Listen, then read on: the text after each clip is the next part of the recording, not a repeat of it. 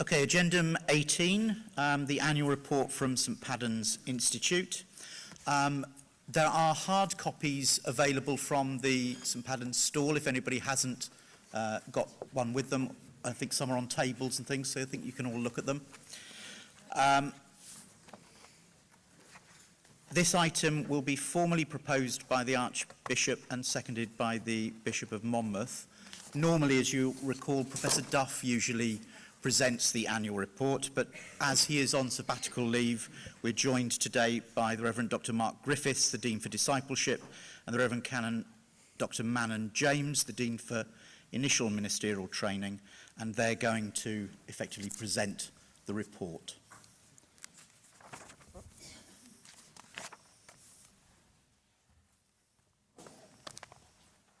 Well, good morning.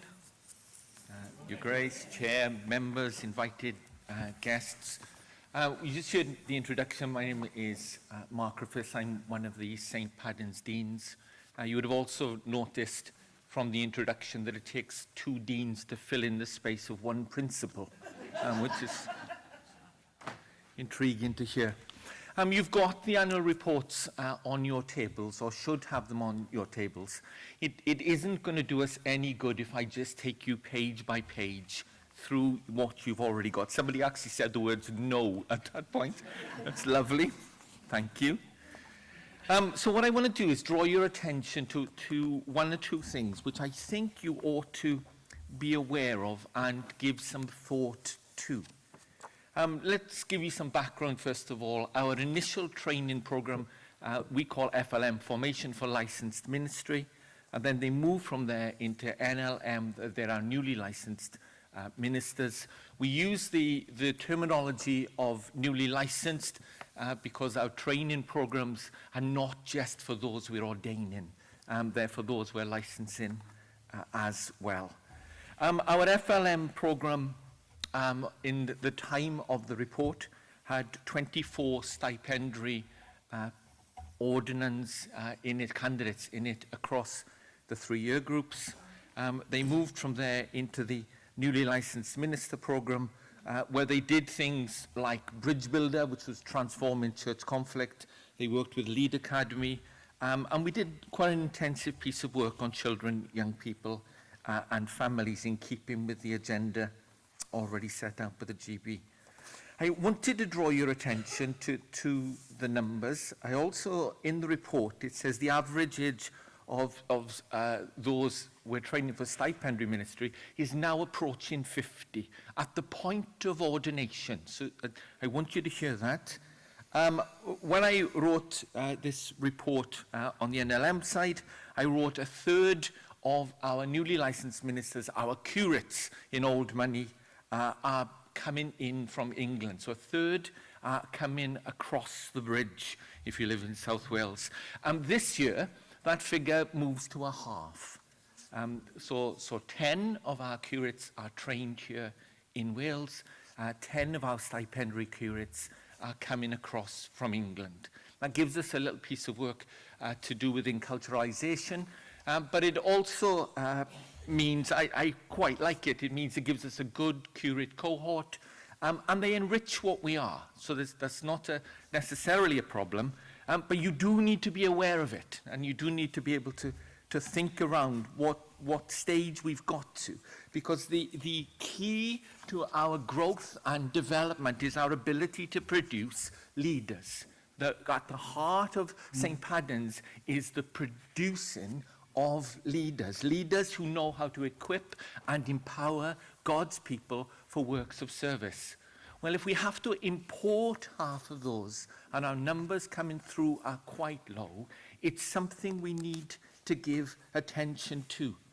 Our CMD program is designed to complement the work that you do as diocesan CMD, but I want you to be aware of the fact that our most popular event in 2022, most popular event was our pre-retirement course.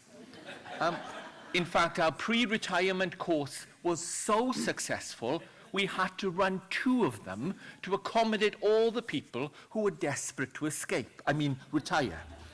And so that's happening as well. These are the sort of things and the sort of tensions that we're finding ourselves in at the moment. Reading through the report, you'll see all the wonderful things that we're doing. But I didn't want to let you off with just reading the report, smiling and saying, isn't it wonderful? I wanted to draw your attention to some of the things which we need to address going forward. Now, we've started to address that problem with developing leaders and bringing them through in the work that we've been doing with the Welsh Government over the last 18 months in terms of apprenticeships. We've been trying to convince the Welsh Government to support an apprenticeship framework in Christian ministry, to enable our churches and ministry areas to employ young people at affordable prices. At the same time, St. Padans would provide them with a level 4 first-year degree in theology. So when they eventually rock up with the selectors, they will have experience and they will have qualification, that glorious contribution working together. That's the apprenticeship program we've been trying to push through. And the aim of that is we move back to that point where we have priests in their 20s. That might mean we have to consider double curacies and all those sorts of things. But what a wonderful problem to have.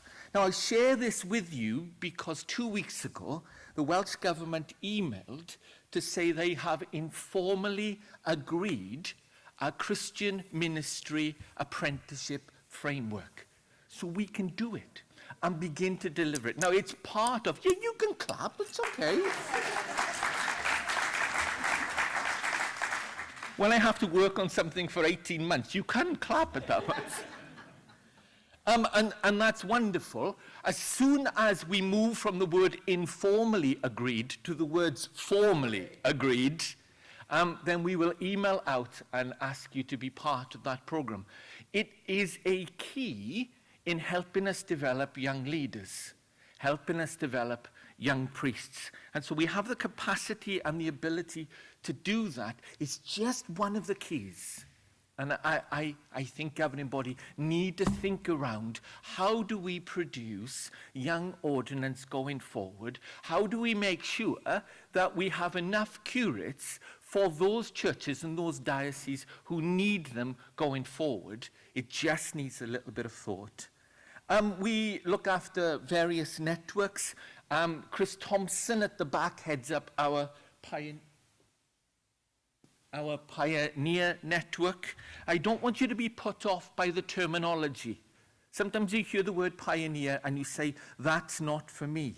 It's actually about enabling people to be missional and evangelistic in their settings.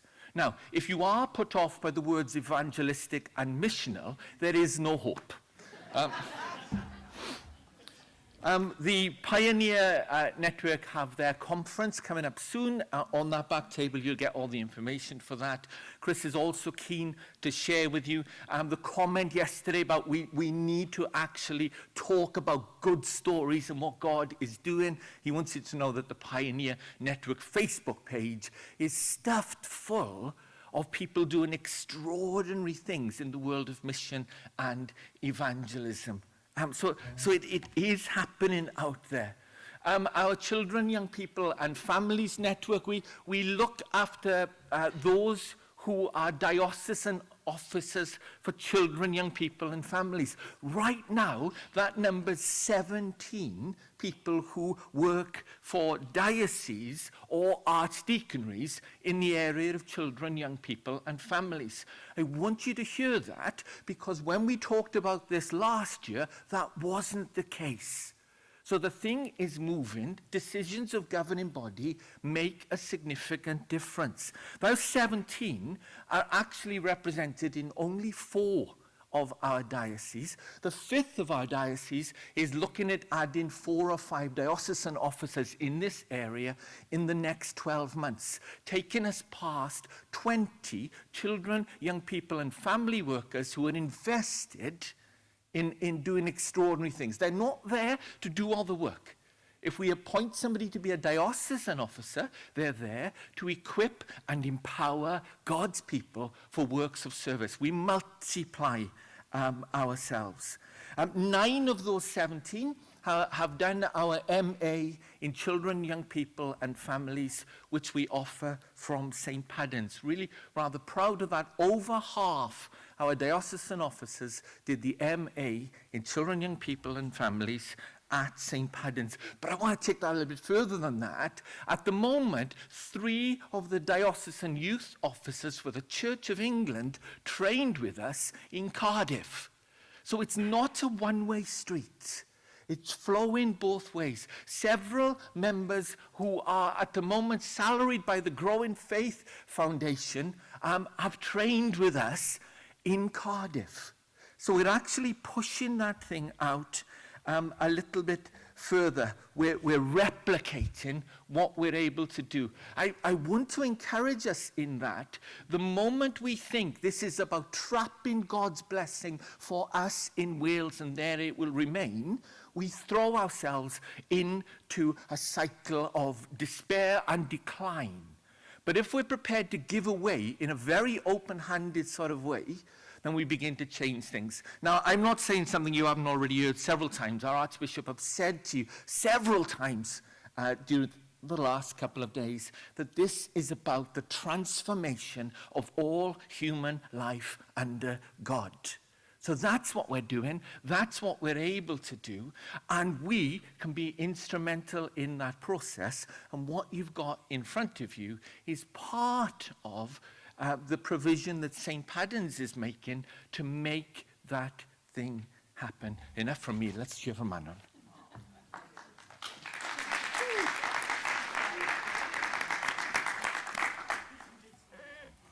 Well, I'm Manon Cridwen James, and I'm the Dean for Initial Ministerial Training at St Padans. And this is the first time ever I've spoken to a governing body, even though I've been ordained in the Church in Wales 29 years.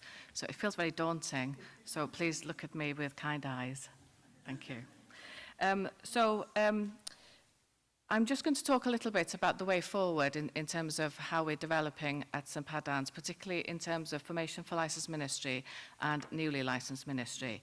And just to answer perhaps one question that you might have in your heads already about what Mark has been talking about, is that actually the numbers are now going up again in terms of people who are beginning to train full-time and part-time at St Padans. So that's a good news story. But that won't be seen in the figures that Mark sees for NLM for a couple of years. So we had a periodic external review at St Padans last year, or in October. So I suppose you would ask the question, why did we have a review? Because we don't actually have to have one. But in terms of what we do, we want to be accountable and we want to be the best training institute that we can possibly be. So the periodic external review is a system that the Church of England have for reviewing theological colleges. It's also utilised by other denominations and other parts of the UK as well. And if you want to look at it, the link is on the PowerPoint, which isn't a lot of use to you, I guess. But if you email me, I'll send you the link. But actually, if you Google Church of England Periodic External Review, you will find it.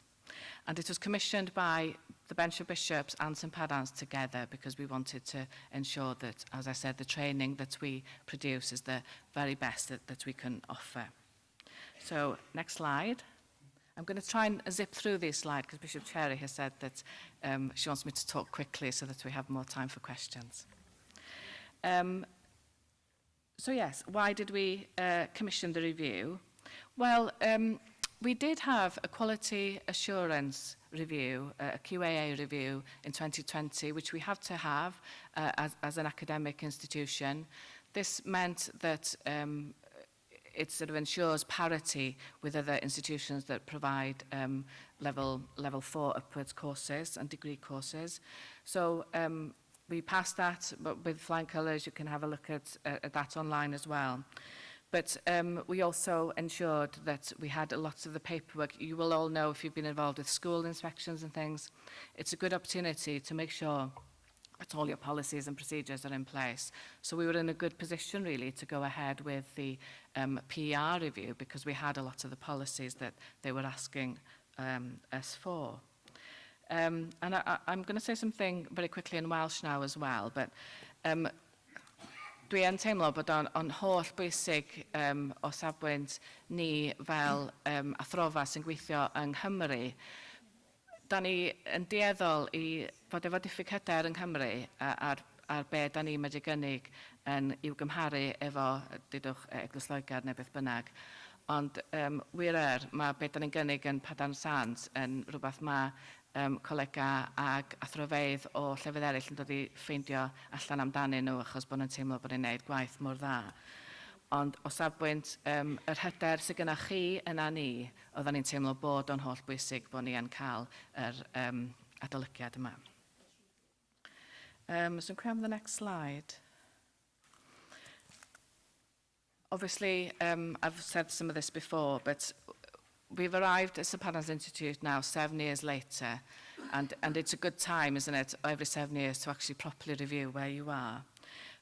Theological education is a perpetual revolution, but we did feel that we are facing challenging times in the Church in Wales, and so it is really important that we offer the best formation we possibly can offer for the needs that you've talked about yesterday and this morning. So next slide, please. Obviously, the nature of St Padraig's is that we're very much embedded in the Church in Wales. This could lead to a lot of collusion, actually. So it is really important that people from the outside come and look at us every so often. Actually, what was discovered is that we could do a lot better in terms of partnership working with all the different stakeholders, and I'll talk a bit about that in a minute or two. Many recommendations were to do with wider governance issues, and they grouped these in a block called wider strategic recommendations. And we all feel, all of us who are working in this field really, the bench, us, Tristan, that this is very timely that this review has come now, because there is a kind of a fresh impetus amongst us all, and the discernment folk as well. But also with Tristan's appointment as the Director of Ministry Development, we're in a really good position now to be able to move things forward.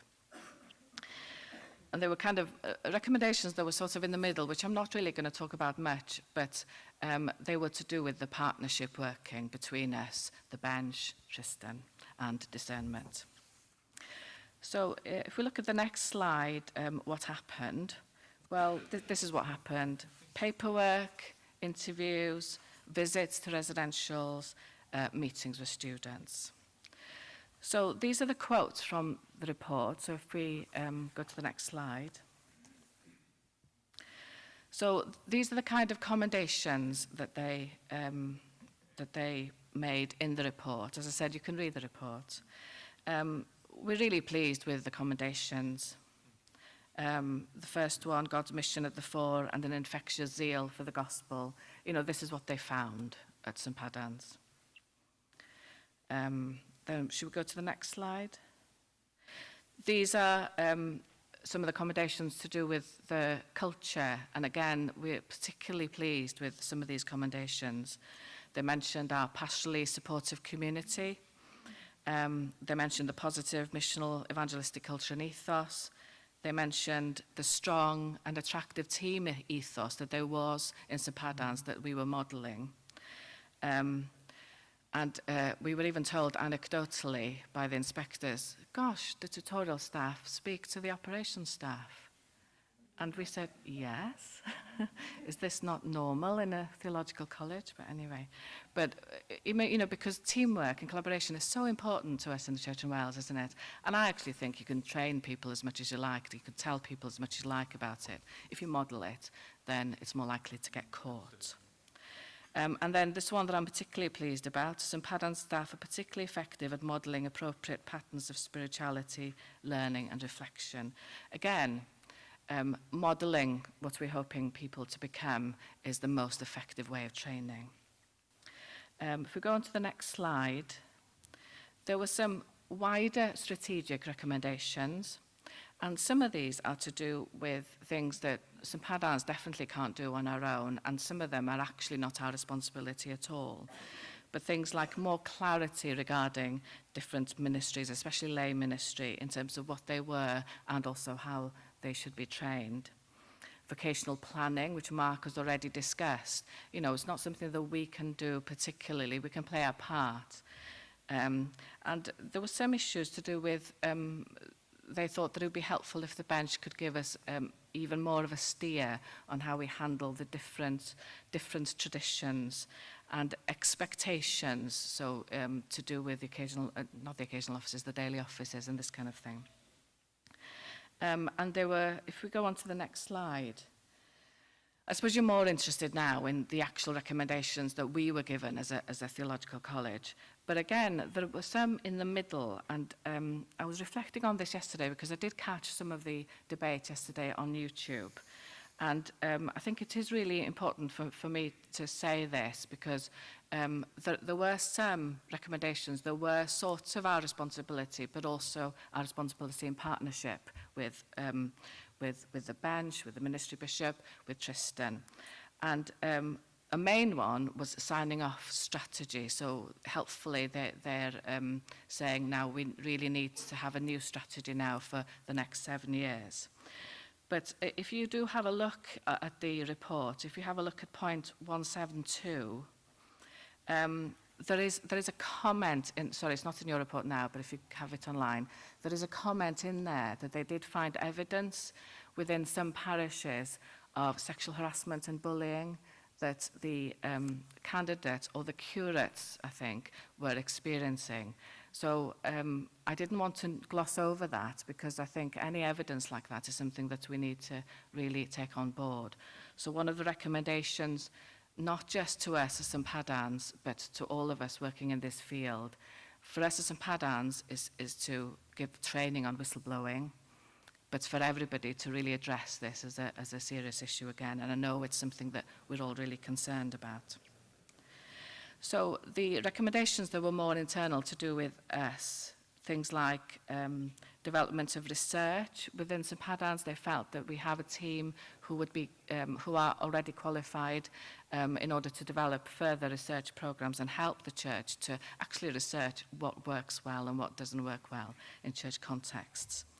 They also wanted us to review the accessibility of our programs, and that's something that we will be doing over the next year or so, and talking to different groups of people, and especially to the bench, about the kinds of pathways that are actually logistical that we can provide, but actually provide the best ordination training for people, but are also accessible for different people with different needs and different situations living in different parts of Wales.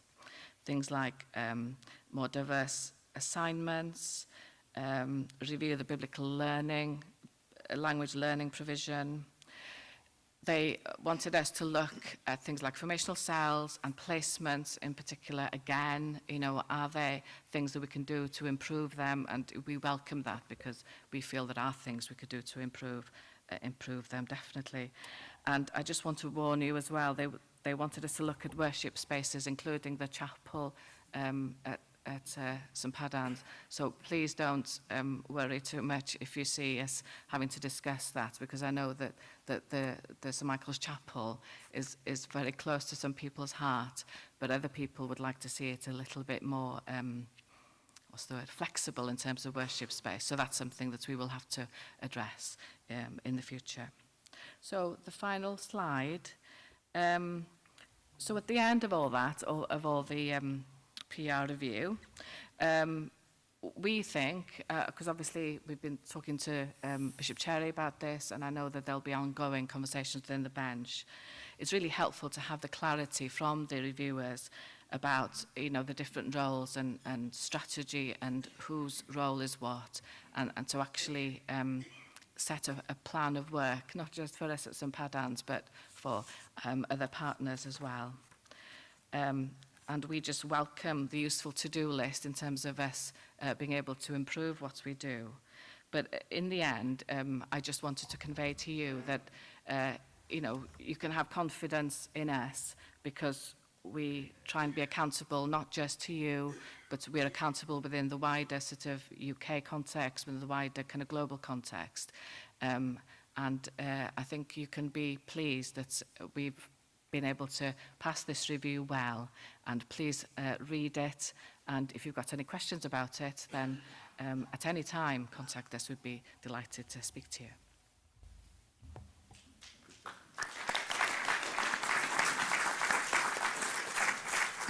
Before we open the debate so that the report can be debated and you can ask any questions or make comment, Bishop Cherry, I think, as the Bishop for Ministry, might want to make a few comments.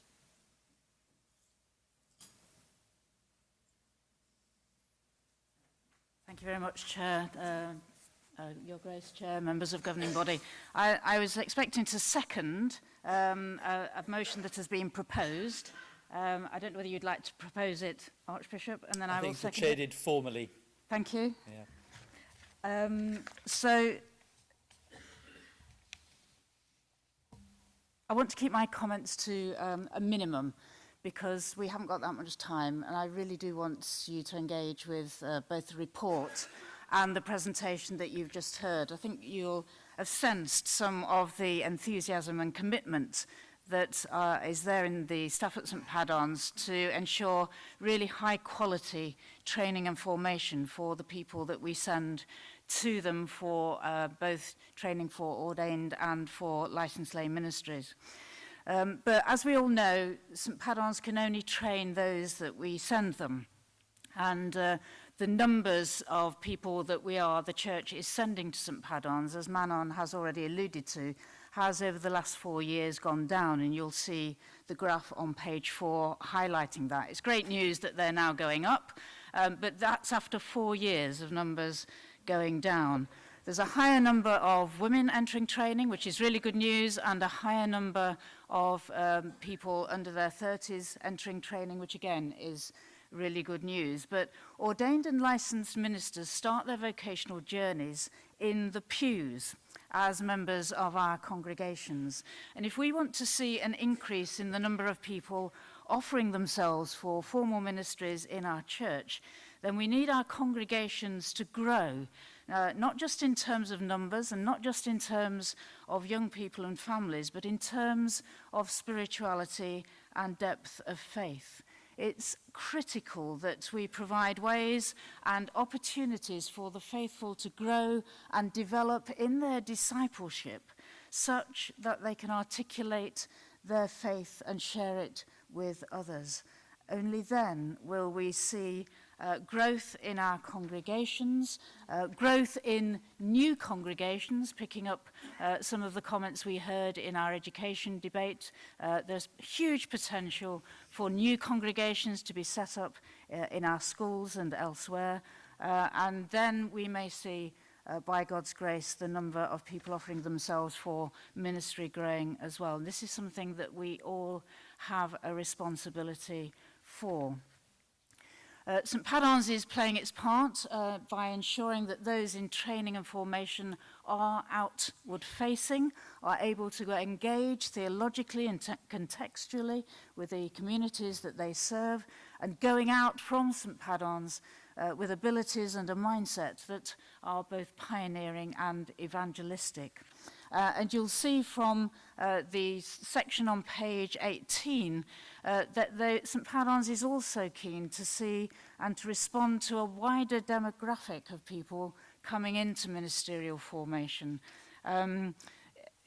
You'll understand again, and it's been mentioned more than once in our time together over the last 2 days, that we are very monochrome as a church, and if we're going to grow and if we're going to be the church that we desperately want to be for our country, then we need a church that reflects the communities that they serve, and a huge increase in the diversity of people, not only in our congregations but in those coming forward for ordained and licensed ministry. And we had that wonderful slide in the education debate of all those leaders from UK minority ethnic backgrounds, and wouldn't it be wonderful to see a similar slide of people coming forward for ordained and licensed ministry in the church in Wales.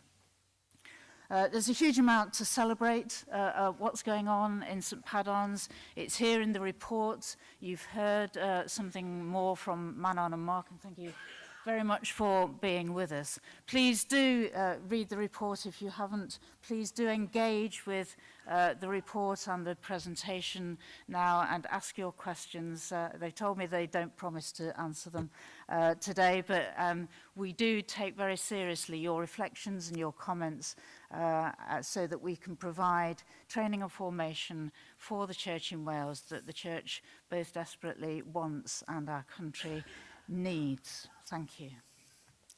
Thank you. I'm conscious of time constraints, so if you wish to speak to the report is now open for debate.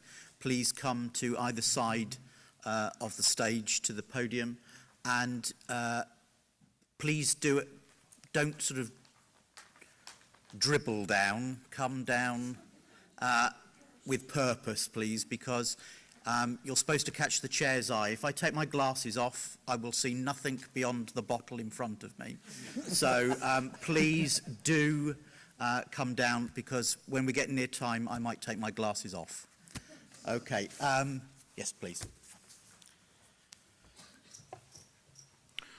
Rob Dawson, lay elected, St Asaph, purposely making my way to the podium.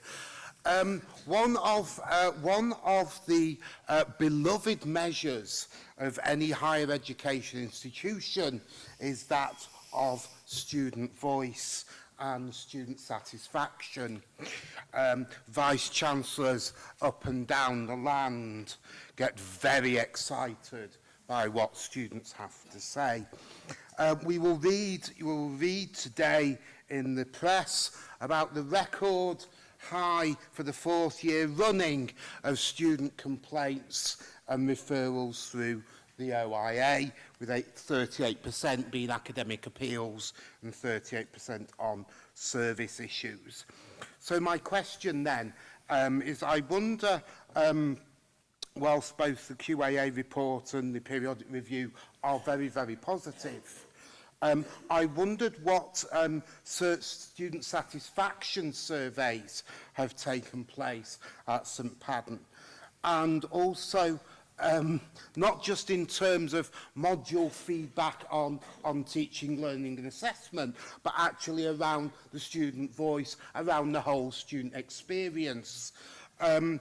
And I was also wondering that perhaps in future reports, whilst I note the issues on the OIA, I might not draw the same conclusion, but it would be helpful, I think, if there could be some graphic around what have been matters for academic appeal and other student complaint matters or issues, whether they be around service matters or around, you know, social matters.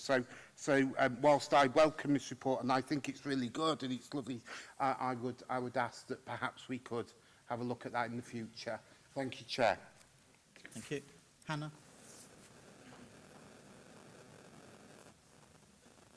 Hannah Wilkinson, elected from St David's Diocese. Whilst I applaud that St Paddan's has got high academic standards, Jesus wasn't actually worried about high academic standards when he appointed his disciples. And I'm a little bit concerned that the church is giving people academic qualifications instead of looking at what they're doing for Jesus. And there are, throughout history, there have been people who've been very influential in spreading the gospel with no academic qualification whatsoever. And so I was, you know, whilst I thoroughly applaud having academic qualifications, and I've got some and it's very nice, thank you, I do feel that maybe there are people that God wants to use who aren't getting into the system because they haven't got that sort of qualifications. And so I'd just like to know how that's being looked at. Thank you.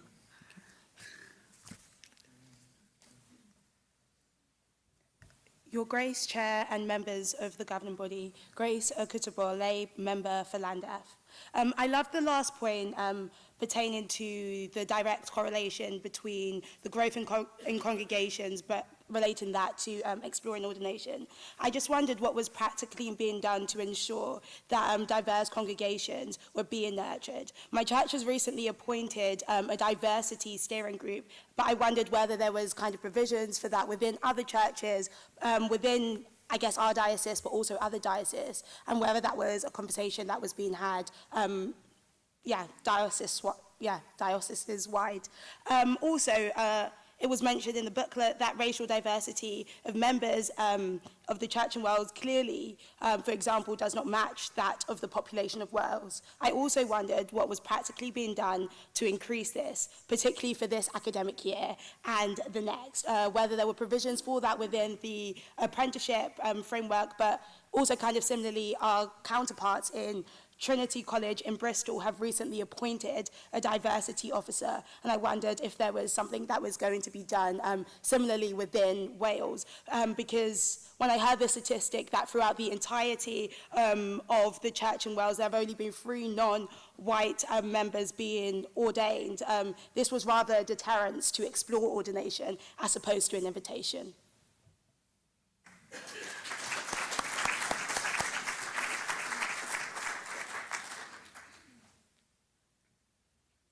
Carrie White, excuse me, lay elected from Bangor Diocese.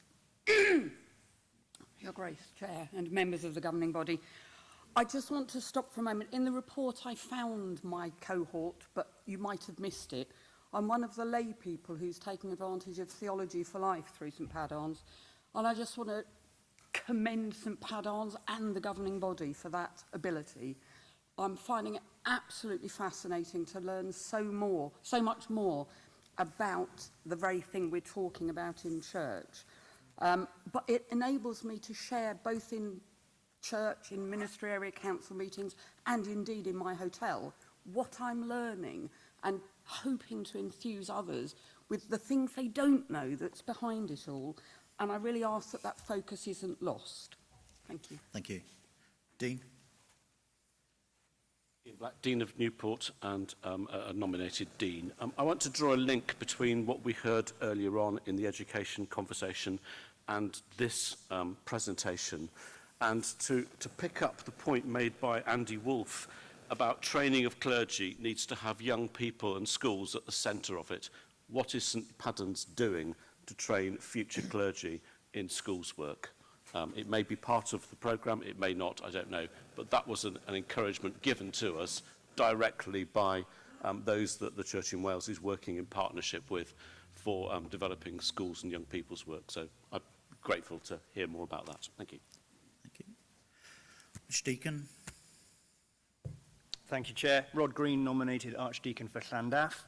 Can I just say, I love St Padans, and it's great to read the review and all its commendations, rather.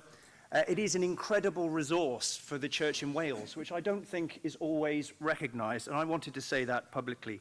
It turns out evangelistic and missional ministers that love Jesus. That's a good thing, isn't it?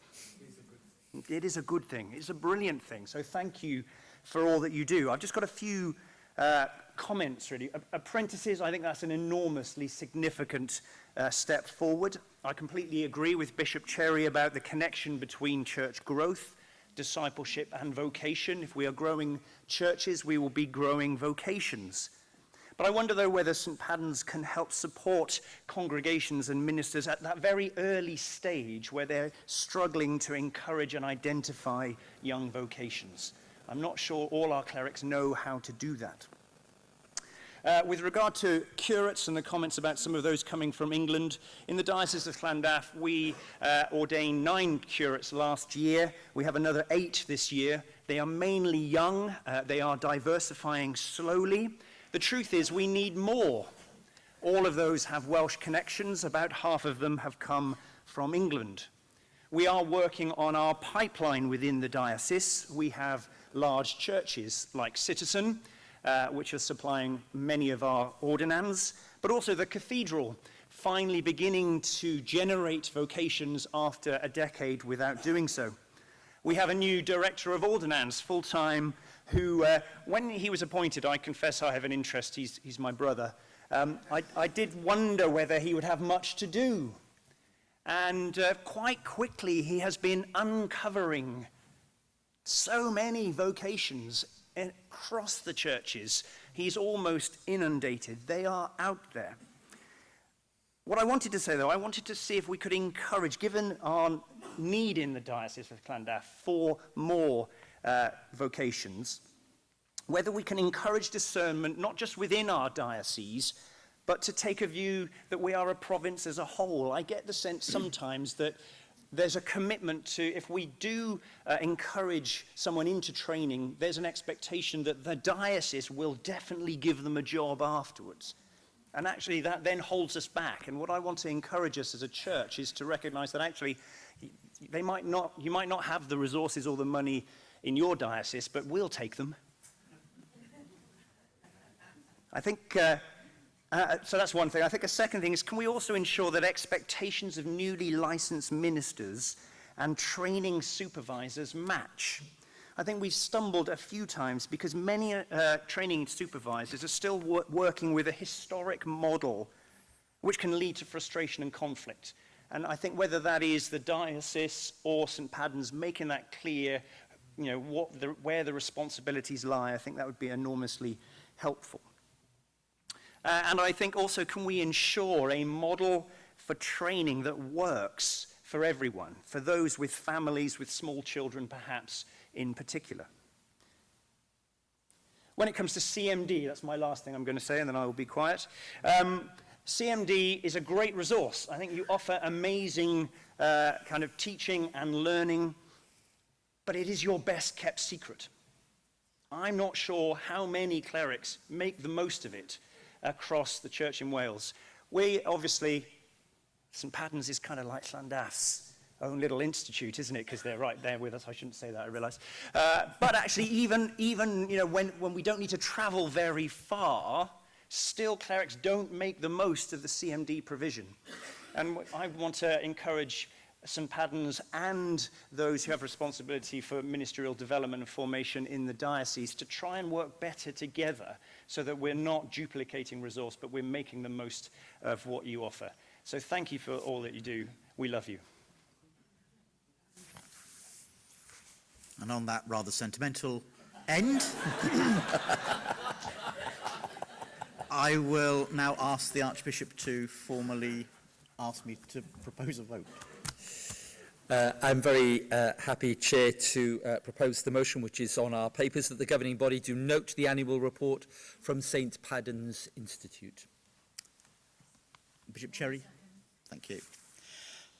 We will now have a vote by simple majority of the governing body that the governing body do note the annual report from St. Paddens Institute.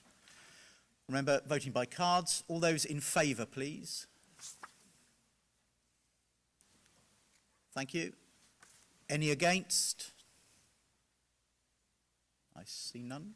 Any abstentions?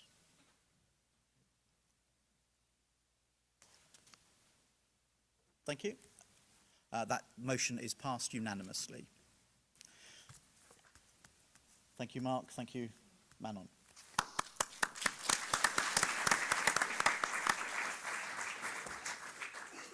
We now move to Agendum 19, the Net Zero Annual Update. There is a paper relating to that in your bundle, if you've got hard copy, or in the Dropbox. So, Alex Glanville, our Head of Property Services, and Dr. Julia Edwards, our Climate Change Champion, will present an update on where we are moving towards our net zero objective. Alex. Your Grace, Chair, members of the governing body, Alex Glanville, Head of Property Services for the representative body. Julia Edwards and I are going to update you on progress with our net zero ambitions, the bold ambitions you set a year and a half ago, and in your pack you will have a paper from us that updates on some of the things that we've been doing and some of the things that have been going on, and also some of the ideas of how we're going to take this agenda forward. Overall, I think we're starting to build some momentum, but there's a long way to go, and this is a really challenging ambition we've set ourselves, we know that, but equally it's too important an ambition to ignore. I'm absolutely confident that we're God's church, so we can do anything.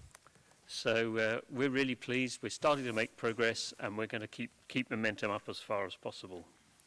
We're going to run through a few slides now, setting out where we are and some key next steps, and that will lead on to a live demonstration, aren't we bold, of our new energy footprint tool, a new online resource to help churches measure their carbon footprint, to help plan next steps, and to help allocate resources to where we can have most effect. Okay, over to Julia. Your Grace, Chair and members of governing body, Julia Edwards, Climate Change. I thought we'd just start by looking at some of our timescales. This is an emergency, as we've been hearing, but let's look at the timescale that we've been dealing with so far and what we've already committed to and undertaken. Last 7 years, so let's go back to 2016. Governing body, you have agreed to divest from fossil fuels, to promote eco-church, to declare a climate emergency, to endorse net zero, to approve a net zero framework. 7 years. Let's project forward 7 years, and we're at 2030. It is achievable. 7 years, that number is significant. Biblically, it represents completion, fullness, perfection. It's doable. Just a reminder. Next slide, please. Okay, so in terms of that framework, in terms of how we take this forward, one of the things that we've established is a new climate change hub, which sits within the standing committee, so is a group of people under this governing body to really get a bit more national leadership and national focus to this, to act as a steering group that can really help push this forward. The idea is obviously it comes out of this governing body, but with other members from dioceses, so we can form a really powerful group of people that can get ideas going down and ideas coming up and really try and push this forward. We felt that this target really hasn't had that national leadership or group that could really lead this nationally. So we're very hopeful that that new hub that we're setting up will really help us do that. So next slide, please. One of the actions we've taken is a 10-point plan. So this is to help our local churches think about things they can do. And we've tried to make this, as people say to us, well, how do we do this? So we've tried to come up with something that gives people 10 steps to really make progress towards our net zero goal. And we've tried to make this as simple as it's possible. One of the issues in all of this, I always say this to people, is the world hasn't faced a climate emergency before, so nobody actually knows all the answers as to how to solve every problem here. We're all learning. This is new stuff. So we've created 10 points which we think are a really good way of going forward in a structured way. And we're going to run through those very quickly with you now. Next slide, please. So back over this side, we're looking now at point 1, which is the creation of an eco-group. Obviously gathering people together. That might be at a church level, it might be at a ministry missional level. It needs to be people who are concerned about the issue, but also who can bring experience and skills. Now, we've heard much about concerns so far, anxiety, and anxiety is there amongst the young concerning the climate. And the graphic, you might have difficulty seeing that graphic, but, you know, young people are concerned. They are exceptionally worried on occasion, but the vast majority are worried. We need to reach out and to engage. But in reaching out and engaging, we can involve. And it's already been commented so far, we need to involve young people. They have much to bring. They have much knowledge, enthusiasm, and that energy. So we need a group of like-minded people. We need a leader, someone who will be that focal point. But we also need to engage the young in this. And also remember, how often are you going to have your meetings? So, next slide, please. Okay, we've got the keen people together. There's no point talking to ourselves. We need to spread this message. How are we going to have this evangelism, this messaging of mission, the concern that we have already expressed as governing body here about the climate emergency? Well, have that declaration. We have a declaration as the Church in Wales of a climate emergency. Has that been declared at the local level? Make sure it's there. But if it's there and said, how are you going to share it? How are you going to have your commitments? And your commitments will come through your environmental policy. What are you actually pledging to do? And those need to be themed. Those need to be approved and undertaken and reviewed. Next slide, please.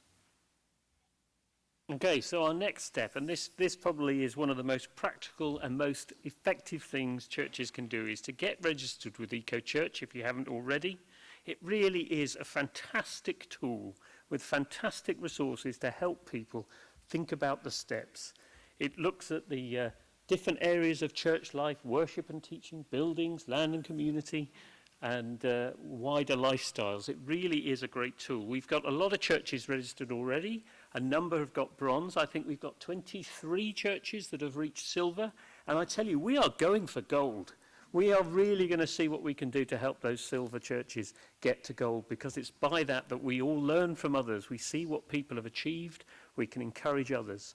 So we can't emphasize enough how EcoChurch, this Arosha scheme, is we are so blessed to have that resource available to us.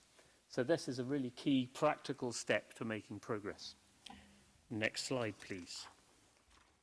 And now we've got the energy footprint tool, which is a vital first step because it's going to enable us to create that baseline at a church level. How much carbon are we actually emitting? Do we know? Well, this will instantly show us, and we're going to demonstrate this live shortly. So, next slide, please. We've got our carbon footprint, we've got our declaration, we've got our environmental policy. How are we actually going to do this, though? Just like anything, we need an action plan. And that action plan has to be specific, focused. It needs to have who's going to do the actual work, who's responsible, when you're going to do it by, and how will you actually know when you've done it?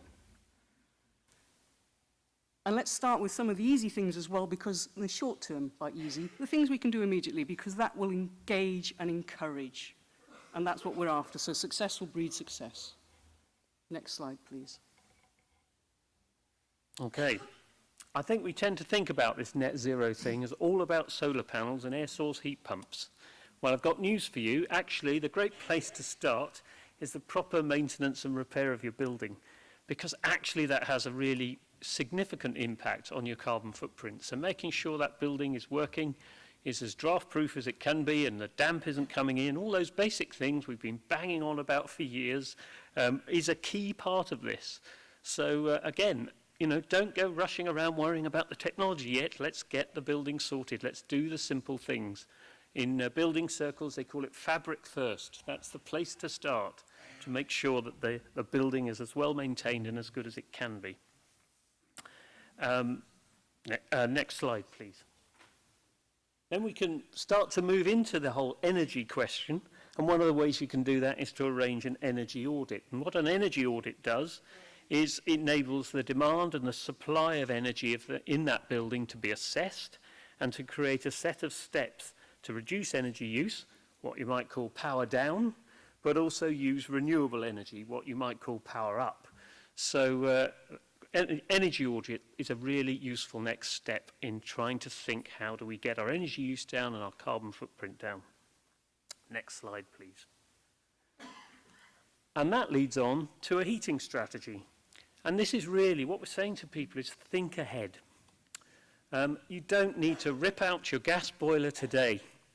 There is time, and it's better to think about that and plan. The worst that can happen is your boiler breaks down in the middle of winter, and what are you going to do? Because what people tend to do is ring up and get another one. And the new one lasts another 10 years. So that opportunity to think differently about heating, maybe look at different solutions, has been lost for another decade. So the heating strategy is all about thinking ahead, trying to think, well, what will we do next? How will we do this? When might we do it? Also thinking ahead means you've got time to plan finances and so forth. So I think all of us tend to, and I know I do, if it's all working, it ain't broke, we won't worry about it. But actually with a heating strategy, you're thinking about what will happen in the future. So it's a really key part of getting you to a point of controlling and reducing your carbon usage. Next slide, please. Talking of heating, but one of the quickest and easiest wins is actually to switch to a green energy tariff. That's been rather difficult and problematic over the last 15 months or so. And that's understandable. But it's now, companies are starting to offer that again. So if and when your fixed term contract is up, switch to a green tariff. It's easy, it's quick, and it gives a very sizable reduction in your carbon emissions. Now, of course, a green tariff, everyone offers green tariffs, and there are green tariffs and there are green tariffs. So just be aware of that in terms of doing a little bit of research behind. But it is practical and easy to do to switch, and we encourage you to do so. So, next slide, please. Now, we've had all these measures. We've got to point 10 in our 10-point plan. So in other words, we've reduced our emissions as much as possible through energy efficiency, through low carbon options. But now we've got that little bit, that residue, that little bit that's left. We can't eliminate carbon emissions entirely as much as we wish. So we need to consider offsetting. Should be used obviously sparingly, but it is there. We need to consider the schemes that are on offer that we wish to support. And that can be looking at it in terms of verification, international standards. Highlighted here is Climate Stewards. They are a partner organisation of A Rocha, which is the eco-church scheme. But we will need, at some point, to get net zero, carbon neutrality aspect. Urgently gone through our urgent 10-point plan. Yeah. Now to the exciting bit. Okay. We've got, I'll just demonstrate quickly where our information is for this, the website. So next, oops, it's okay, we haven't. If you want to find our information for Church in Wales climate change, it's very easy. Church in Wales website /climate change. Ever so slightly obvious. Now we're going to do a demo, though, of point 4, which was the energy footprint tool. Very kindly have Dan Priddy, lay elected of St. David's, in the IT room at the back. He's no doubt waving at us, or something similar at the moment, but he's going to input live how to do this energy footprint tool. And he's faithfully told me he's going to follow my instructions. So please, if we can register first, we need to register with this tool. And you click on, Dan is writing his name. He will be inputting his email address, and then, critically, there's a code as well that needs to be input a password. And confirmation. And there's a building password. So you've got your own personal password, but a building password will take you through to the specific church.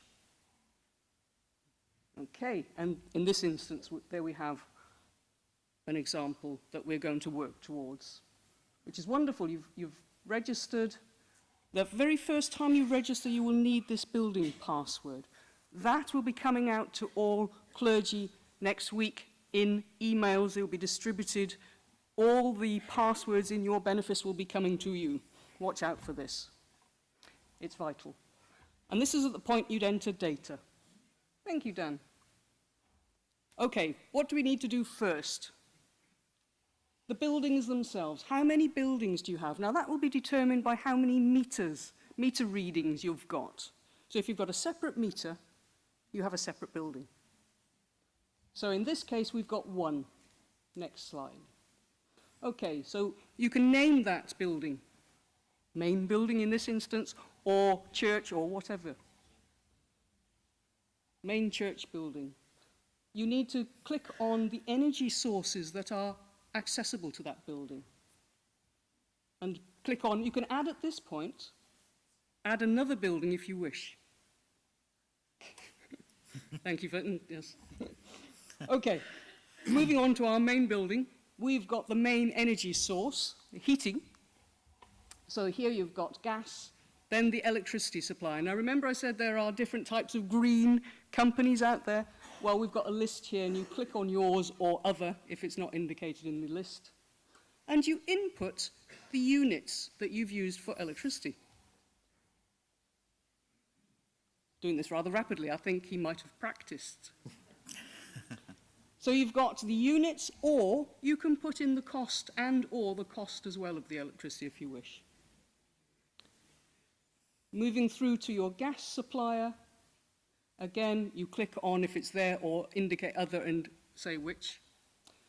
Is it a green tariff? Maybe yes, maybe no. If you're not sure, click unsure.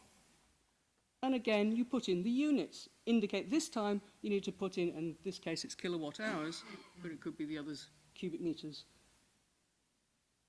And again, there's the option for cost. Next. Right, this goes through to the information about the usage of the building and the dimensions of your building. In most cases, the building will have its size already input. It will be pre-populated. If you disagree, you can change it. If you want to get your tape measure out, you can. However, it will be there in most cases. Thank you. And then, usual attendance on a Sunday? Typical attendance. No, yeah, okay. You could enter any value here, but anyway. Usual midweek attendance. And then give some sort of overall others catch-all. So these are guesstimates. You don't need to go around and do a quick head count, but you will have that information to hand. Again, how many hours is the building used for? There's 168 hours in a week. Maybe not, but we've got here. Okay, so that's the information. Above those, there is actually optional information about travel-related expenses and travel-related mileage. That's optional. You may wish to, if you wish, enter information there, but it is optional. Then we click on Next. Hang on a minute. We finished. It's complete. It's instant. So you've put in information about energy use and the details of the companies. You've put in information about who uses the building. And then you hit Next, and it instantly comes up with the information. You can confirm you've got the right building, then you can scroll down, and you can see if we stopped there, you can see that In this instance, the building itself generates just under 20 tonnes of carbon as a gross value, but there was a renewable tariff for electricity, so we're looking at the net value, the highlighted value. And that's the carbon footprint for this particular church. Below that, you have information about how much the building is used for, and then you've got a ratio in terms of the carbon emissions per person hour. So you can actually look at how efficiently you're using that building in comparison to your energy use. Then you have a rating just like we have with our appliances, a rating for efficiency, in this case it's C, and then you have how you compare to others. And just below, we've just got a sneak preview at the bottom. It says, what's next? And it gives you an indication how, because you've got that information, but what can you do next? And it leads you through to other points that you can take this information. It's a starting point, it's a baseline. And we're to do this every year to compare how we're doing. And that is the energy footprint tool. And I'd just like to say a very big thank you to Dan for inputting so effectively that tool, and he's just actually walked in now.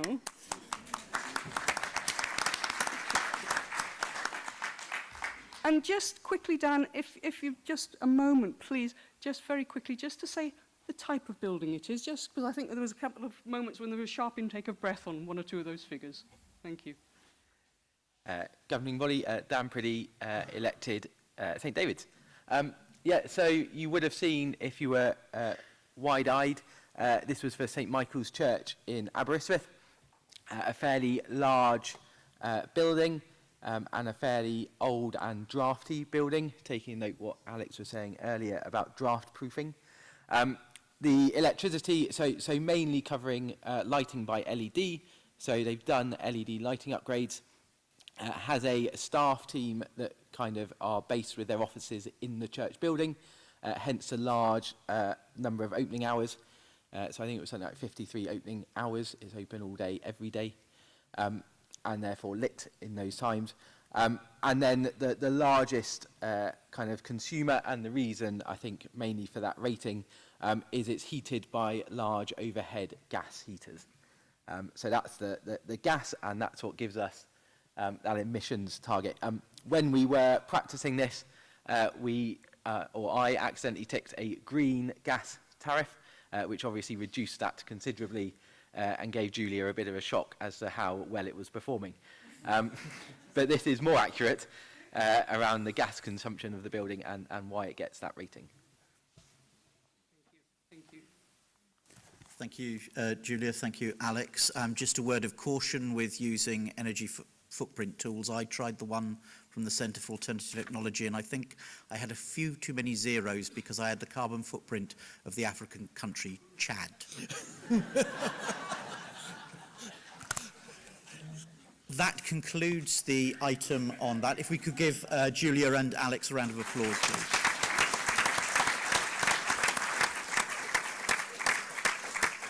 Obviously, governing body will receive regular updates as to what's going on as we move towards our net zero ambitions.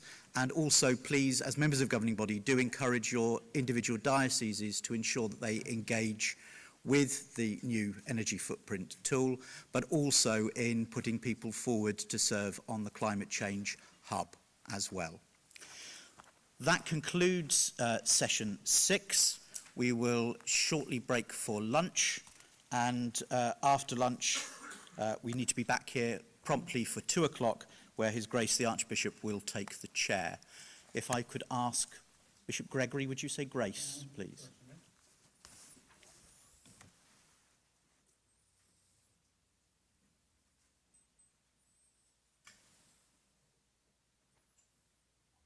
Gwyddiwn, let us pray. Almighty Father, you give us many good things.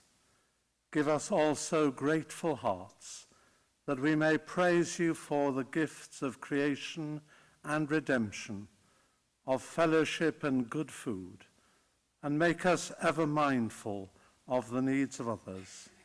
For Jesus Christ's sake. Amen. Amen.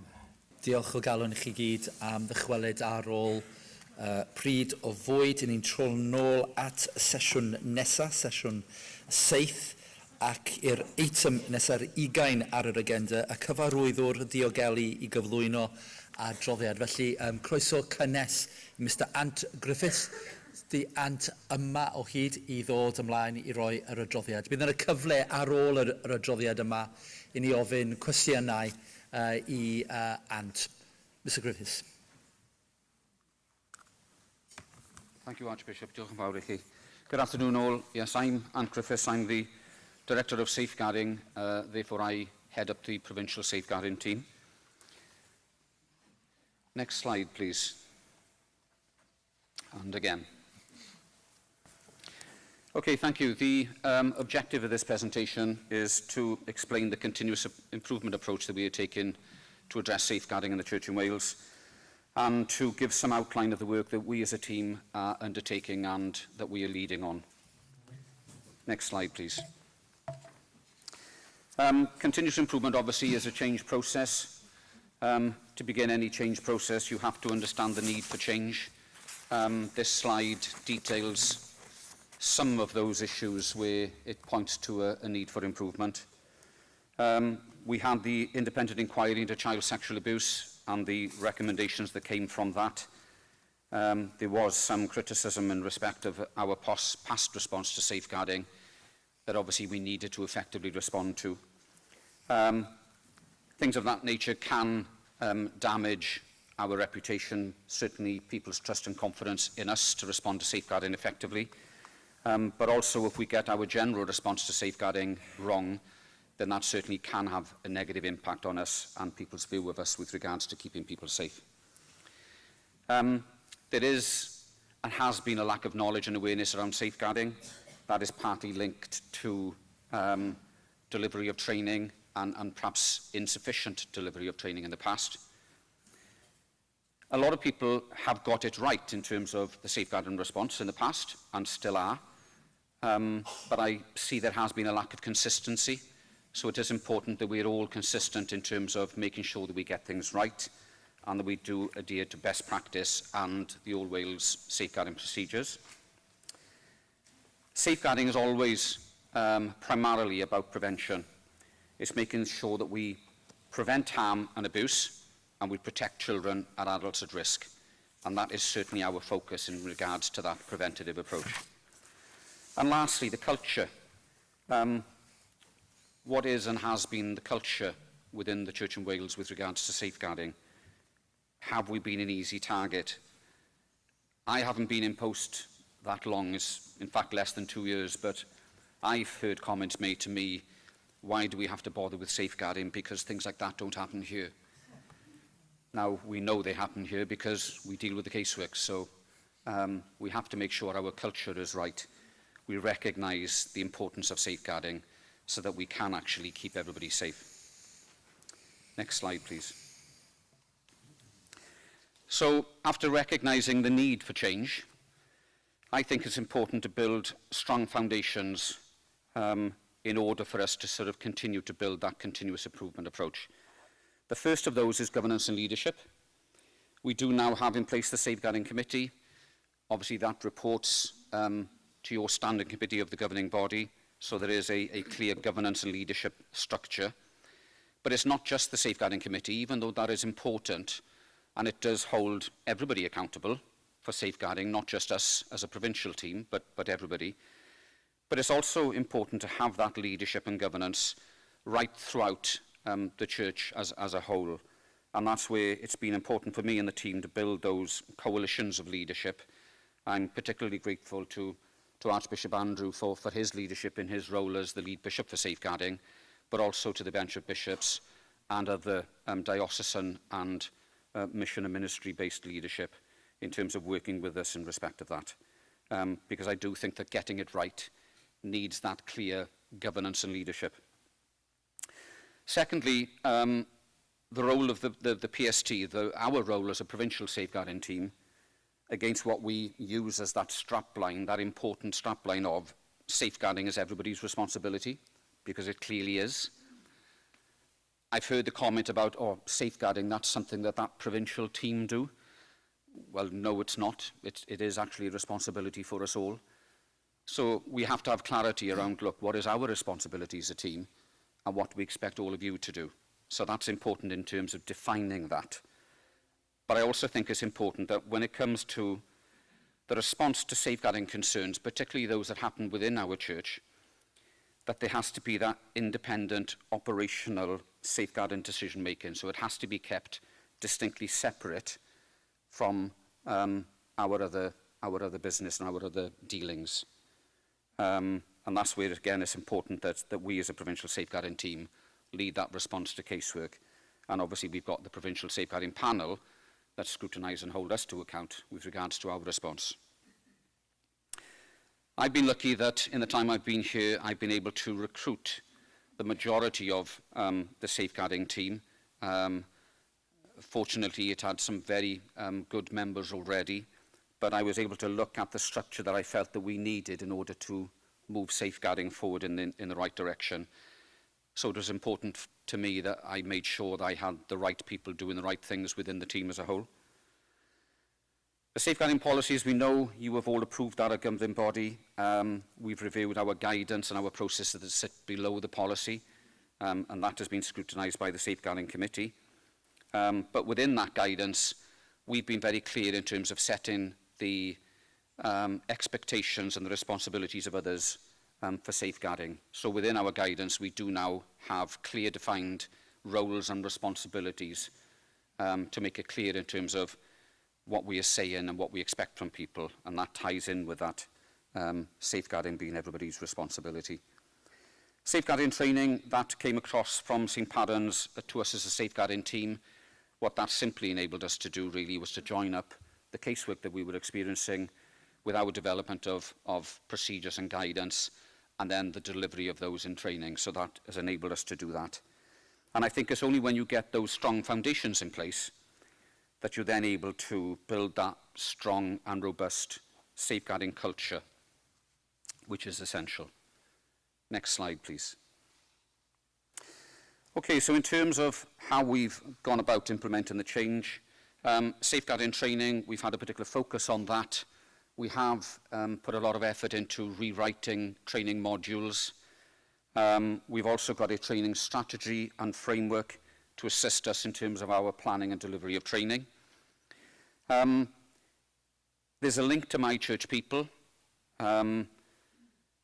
because in order for us to make sure that we deliver training effectively, we have to know who are the people that need to receive that training.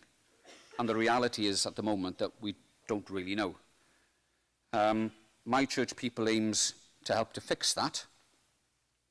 And that rollout of My Church People, which is in the process of happening currently, that is important in terms of us knowing who our people are.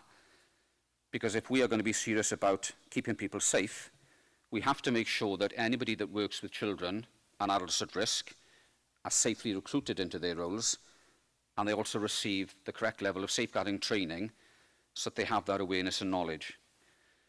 So a bit of a plea from me really with regards to the rollout of My Church People, a plea for your continued support in respect of that rollout. I do understand and appreciate it hasn't been without its issues, because it has. We have had issues with it. I'm very grateful for the work carried out by the My Church People team, but particularly I'm grateful to the support that we've had both from Llandaff Diocese and St Asaph Diocese in terms of closely working with us to try and fix those issues that we've had, to put it into a better place so we can continue to roll that out across the province. Most of the issues we've had have been about data quality and user issues, but there have been a few others. But please, I would ask that you continue to support that rollout, because it is important. We have to know who our people are, because we have to make sure that we're in a place where we do things safely. In addition to the rollout of My Church People and the delivery of safeguarding training, another thing we've introduced is a better level of engagement on a local level. what I've said to people is that, look, if we are going to say these are your roles and responsibilities and be quite prescriptive about that, we then need to be able to engage with everybody within the church to help them reach those responsibilities, to be able to perform them. You can't just say to people, look, this is what you need to do, and leave them get on with it. So I'm very keen that we engage with everybody to assist their knowledge and understanding of what those roles and responsibilities are, and to raise the overall confidence around safeguarding in the church. We are here to help people achieve that. But it's not just about engaging internally, we're also engaging externally with other agencies. That again is linked to joint working. Any organisation will tell you that nobody can effectively safeguard people on their own. And when I say on their own, I mean no one organisation can do it effectively. There has to be that multi-agency approach. So we are keen to continue to develop that partnership working. And I think if we do all of those things, we will get to a place of increasing reputation and trust and confidence in our ability to safeguard people from harm. And I put in brackets there the Church in Wales and PST, because one thing I say to people, to my team and to others, is that yes, I want the Church in Wales to have a strong reputation and have the trust and confidence of people with regards to a safeguarding approach. But internally as a team, it's important that we have a good reputation, and it's important that all of you and others in the Church in Wales have actually got trust and confidence in our abilities. So that's very important for me as well. Next slide, please. So our ongoing challenges and priorities, ICSA, the Independent Inquiry into Child Sexual Abuse. Obviously, there were several recommendations that came to us as a church during the Anglican Church investigation. There are some others that have come from the final report, not directly to us as a church in Wales, but some that could have some bearing on us. I will talk about the ICSA recommendations in a little bit more detail later. The Monmouth report, the Monmouth Inquiry and report, we have implemented the recommendations that came from that with regards to safeguarding. We now need to make sure that those recommendations are embedded and are actually working. So we need to check and test that they are actually effectively in place. We definitely have a continuous improvement approach. And as far as I'm concerned, it's about raising standards, but setting our own high standards. One of the questions I've often been asked by new staff that have come to join the team, very often from statutory safeguarding organisations, is, well, who regulates us then? And I say, look, we regulate ourselves because we set our own high standards. That's what it's about. That's why I'm keen on the continuous improvement approach, because I want those standards to be at a level where we welcome external scrutiny and we're not afraid of an inspection culture. In fact, you know, I want us to take on board that inspection culture ourselves so we can check and test to make sure that things are happening as we know that they should be. And lastly, in terms of the change process and that continuous improvement, I think we have made some good gains over the course of the last 2 years. I can only speak for that length of time because that's how long I've been in post. But I think we have made some good gains, but it's about maintaining that momentum of improvement and maintaining that buy-in for change, which wholeheartedly has been there since I've been working in post. That support and that understanding of change has certainly been there wholeheartedly. Next slide, please. So, the Independent Inquiry into Child Sexual Abuse, I'll speak a little bit more about that. There were several recommendations that came to us as a church. Many of those we have actually implemented. I've summarised some of those in this next slide. The operational advice of the PST must be followed. That is actually in our guidance. It links to the work of the Provincial Safeguarding Panel and how panel links with the disciplinary process if the advice of panel isn't followed. So we have been able to implement that recommendation both in our guidance and obviously our other structures. There was recommendations there about a requirement for policies on safeguarding complaints, whistleblowing, record keeping, the right for us as safeguarding officers to view personnel files and the like. All of those have been implemented. We have now got a very good case management system. My concern We've uploaded all of the past cases that we're aware of, not just the cases that we've dealt with since we introduced that case management system, but we've gone back over past records to make sure that we've been able to upload the past cases onto that same database. So at least that puts us into a stronger place, and we are very nearly at the end of that piece of work. There was a need for an information sharing agreement between the Church in Wales and the Church of England, particularly in respect of clergy that will move between churches. That is now in place. There was also a recommendation about having better and closer working with statutory partners and information sharing agreements with them. The Church of England and us and the Church in Wales have worked collaboratively on that. There is now an information sharing agreement prepared and agreed between us and the Church in Wales and the Church of England and all 43 police forces in England and Wales. That is in the process of being locally implemented. We have had discussions with the Welsh forces, and there is an agreement as to how it is that we are going to implement that. So that will take us forward strongly. In terms of our other safeguarding partners, we will continue to build closer ties with the regional safeguarding boards to make sure that we are working as strongly as we possibly can on a local level right across Wales. The funding and provision of support to victims and survivors of child sexual abuse. We have rewritten our response to survivors. That will be put through Safeguarding Committee in terms of their scrutiny of it. It's in draft format at the moment, but we are looking to strengthen the available support to all survivors, not just survivors of child sexual abuse, but survivors of all forms of abuse. So that is being taken through Safeguarding Committee at this time. And lastly, the independent external auditing. We have begun to implement that. We've just completed the first of those external audits. The Christian safeguarding charity 318 came in and inspected us last month in respect of 3 areas of safeguarding, and that was governance, policy, and working with those that present a risk. We've had their audit report. I'm pleased to say that it does make good reading in terms of recognising the level of work that we've done in terms of putting us into a strong place. Yes, there are areas for improvement.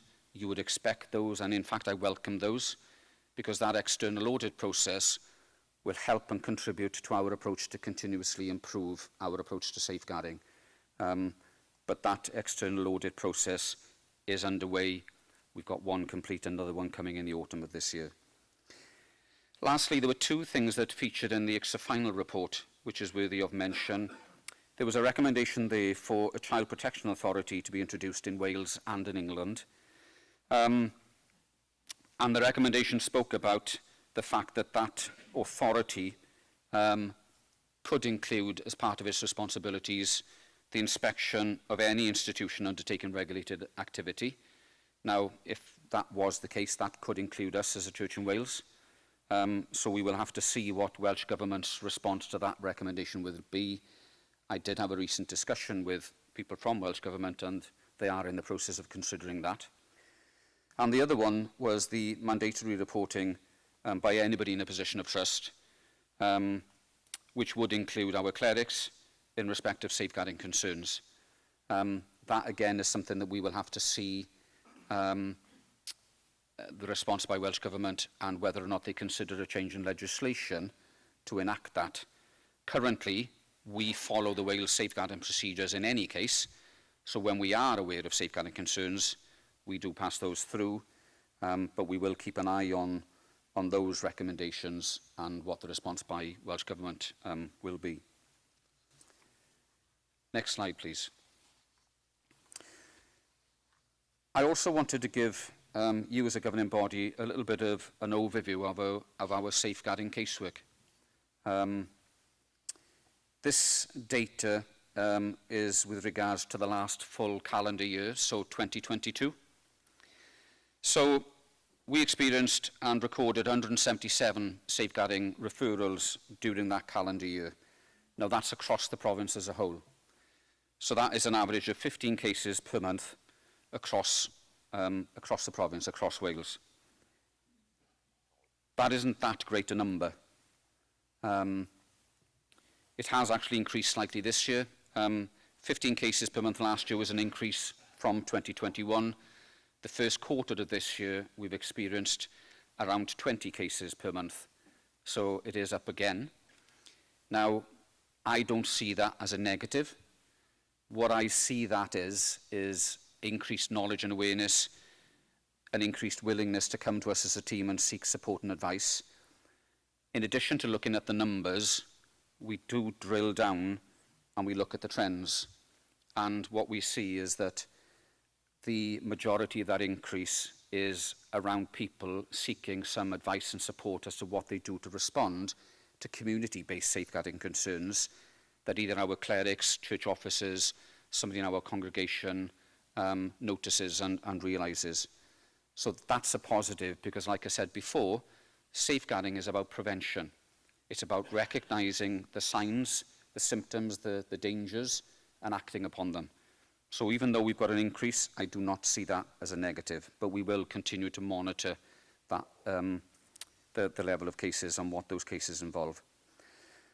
At the end of last month, 31st of March, we had 68 cases open to us as a team. So we've got 3 casework officers, so they are 12 cases each on average under investigation in respect of open cases. Now, the mathematicians amongst you are no doubt thinking, well, hang on a minute, 12 times 3 is 36, not 68. You are obviously quite right, because we've got 36 cases under investigation actively. The other 32, those are safeguarding agreements that we always keep open because they are subject of continual review. And those are safeguarding agreements to worship or other risk management plans. Casework trends, as I've already explained, the majority of them tend to be community-based concerns that we are asked to give advice and support about. We do get some church-related concerns. They tend to be in the majority, even though they are small in number, lower-level issues. We get several referrals to us about standards of behaviour or conduct issues that don't reach safeguarding thresholds. That seems to be a trend where people come to us as safeguarding team looking for action to be taken, but it doesn't fall within our realm as safeguarding. But there is a trend there in terms of those reports coming through to us. We continue to see some reports about past non-recent abuse. Those are a mix of either cases that were known previously and maybe weren't responded to in the best way. Some of them are actually new reports that come to us that when we look to investigate them, we didn't necessarily always know about them in the past, albeit sometimes we come across information that suggests a cleric or other person in the church was told about it many years ago, but we can't find what the response to that concern would have been. Out of all of those cases that we record, there's actually quite a very low number that we have to refer externally to statutory organisations, and that's either in respect of cases within the church or those community-based concerns that we obviously give advice and support about.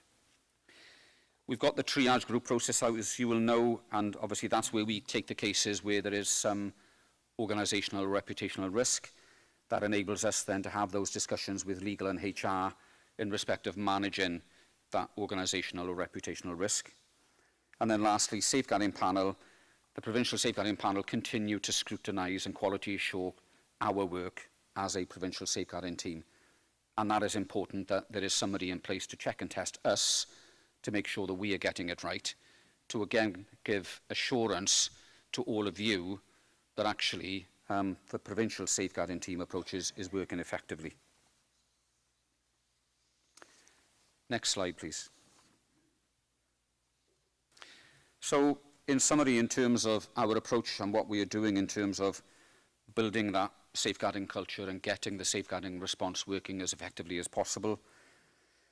As a team, we've got that coordinated engagement in respect of dealing with the casework, the delivery of training, and our engagement locally within diocese, mission areas, ministry areas. We continue to maintain and strengthen our coalitions, and that's a bit of a term that I'm using in terms of all of us working together to make sure that we adopt the right approach. The support that we use as a team is very much about education and support. It's about broadening people's knowledge. That is what I am keen to do, for us as a team to be there to help to educate, to raise the level of understanding, awareness and knowledge, and to be there to support people as much as we possibly can, and to broaden people's knowledge and understanding around everything around safeguarding. That is where we continue to review what we deliver in terms of safeguarding training, but also what else we can do. For example, I know that Sue Rivers is here in the audience, so Sue Rivers and I have had discussions to explore how Mothers Union, working alongside Welsh Women's Aid, could potentially raise the level of knowledge and awareness around domestic abuse and the support available. So that is something, obviously, that we are also taking forward.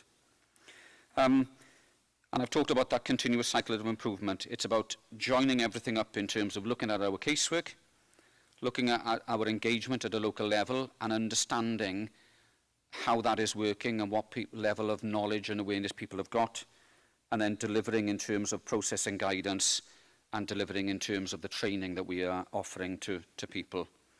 And then obviously lastly, we are continuing to develop our multi-agency and partnership working, because as I say, that is key to making sure that we've got a strong safeguarding response.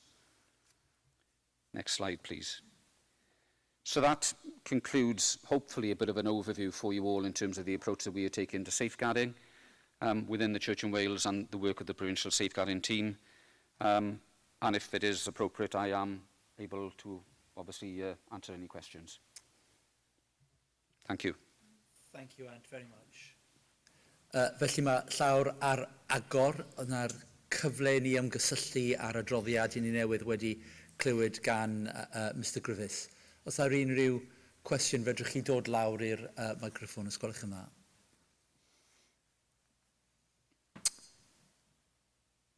If there isn't, then, and thank you so much for presenting to us not only an update, but the breadth and the comprehensive provision of safeguarding within the church. It's heartening for us to have a professional team in place, and having been recently audited, it's good to know that that audit has given us a clean bill of health with some improvements to be made.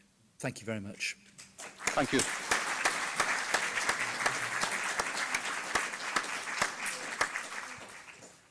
Ni troi nôl at yr agenda a mae'r item nesaf yw'r diweddariad gan Corff y Cynrychiolwyr.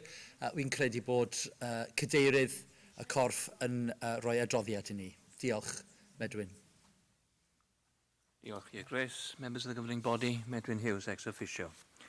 This will be a very brief report, because usually we give our full report in our September meeting. But there are some key areas. It's very important that we keep you updated as a governing body on a number of issues. I was very much aware at the question time last September, question was asked in relation to the clergy remuneration review, and it's important to keep you updated on where we are on this very important issue. You'll see within the paper that the delay in the main has been caused because the number of legal opinions and audits which we have commissioned, and we have received some of those, and we are now considering them. Clearly, it would be inappropriate for me to go into the detail, the technical detail of those reports, mindful of legal privilege. But we are considering those legal positions, and officers within the National Office are reviewing, in order for us to consider the implications now for the establishment of the registration status of the scheme, and the effect of that on the regulation of the scheme in the future, and whether the pensions levy is due to be paid. This is a very difficult area, and at the heart of all we do, and we'll be talking a lot about investment for the future, we've got to make sure that our clergy are looked after in the context of now, and also in any future pension scheme that we will continue with. So that is the reason why the delay. We continue to engage with our legal colleagues, but it is important that we get this right. I do apologize, this seems to be going on for a very long time, but we must get this right for the future. Clearly, the work also will reflect the engagement at National Office with the remuneration package. And again, we need to make sure to get that the pension scheme rules are appropriate. And I will update you hopefully in September when we will have more information. Let me now, if I may, just update you on the timelines for some of the developments which you have already received information on, and in the main on two particular activities. The first in relation to the Church Growth Fund Allocation Group. The governing body will be aware, and you will have had representations before now, on the commitment that the representative body has made in November with regard to the allocation of an additional 100 million for Church Growth Fund. I was talking with Archdeacon Rod over lunch, and he was asking, when will we be able to move? When will we have the clarity and the framework so we can take decisions and we can start planning? And it's a very fair question, which has been asked, I'm sure, by several individuals. You will see within the paper that the framework for the engagement of this group is clearly defined. That includes the design of the funding application processes, establishing the parameters, and then the framework to assess applications. I can report here today that it was agreed there would be membership of the governing body. The election closed on the 22nd of March, and you will note that there was a dead heat between the Reverend Jason Bray and Dr. Peter Lewis, and we were minded, in order to make sure that there was a sufficient representation, that both colleagues will be invited to join. A very Anglican way, I think, of facilitation in the engagement of the work. So that committee now has been established.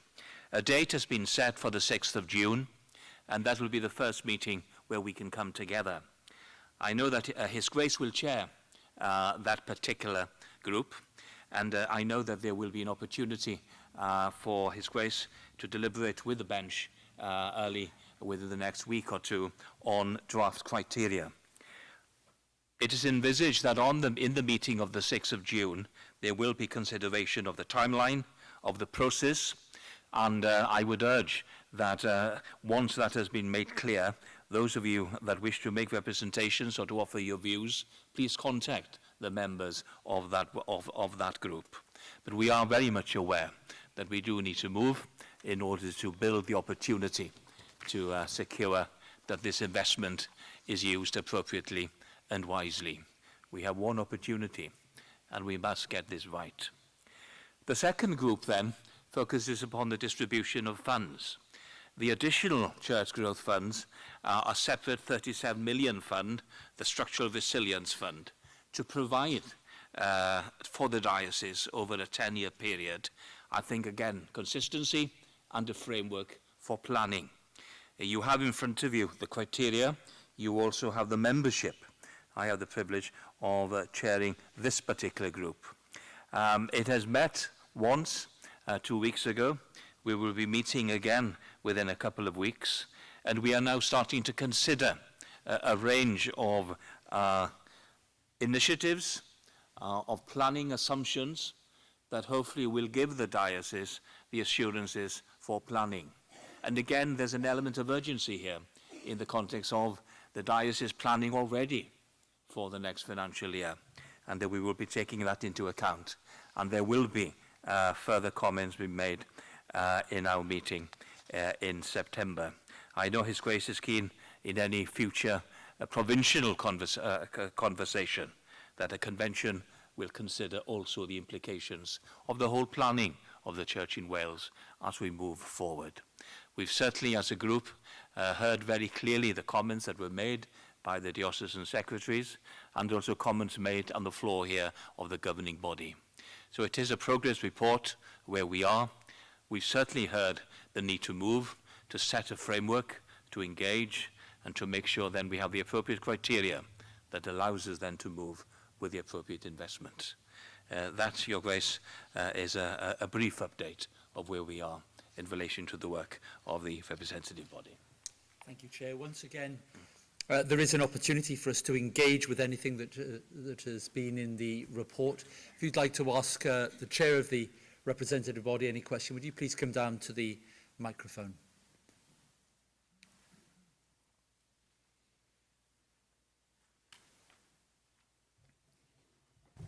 Thank you, Your Grace. Rod Green, nominated Archdeacon of Llandaff. I promise I will be less sentimental this time round. We have heard a lot over the last 2 days about creation care and a bit about evangelism too. The Archbishop made both of those things centre stage in his President's address. Bishop Gregory spoke of the redemption cycle and the creation cycle in the New Times and Seasons liturgy. We've just had, earlier on today, a whole session on our net zero progress and the 10-point plan for the future. And we've even launched an energy footprint tool. It's amazing what we can do when there is a determination and organization. We don't seem, though, to me, to give evangelism quite the same profile on our agendas.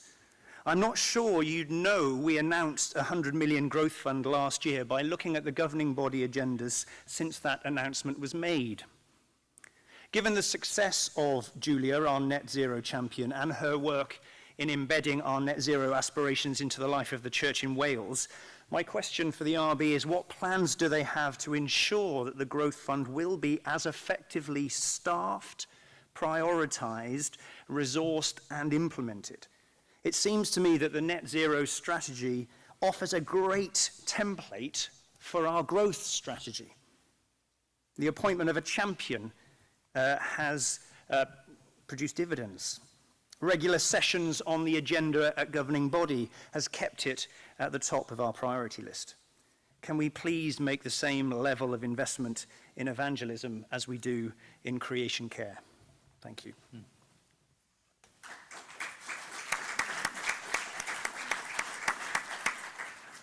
Thank you, Archdeacon, for that a clear statement with a clear focus. Staffing, prioritising, resourcing and delivering. And I think all of us within this room will want to make sure that that is at the heart of any future provincial plan. We're here to support and enhance God's kingdom, and that is something that we are all committed to do. It needs to be clear, it needs to be transparent, it needs to be with clear criteria of accountability and good governance, also with creativity, with enthusiasm, and a clear timeline to deliver. And be assured that the representative body will want to make sure that those 4 points that you have identified will be included with any development plan. We're here with a single mission to enhance the kingdom, and we do that through good stewardship, good governance, and investing wisely for the future. Are there any other questions that members wish to raise with the Chair of the RB? If not, unwaith eto, diolch o galon Medwyn am yr adroddiad. Dyn yn ddiolchgar iawn iawn.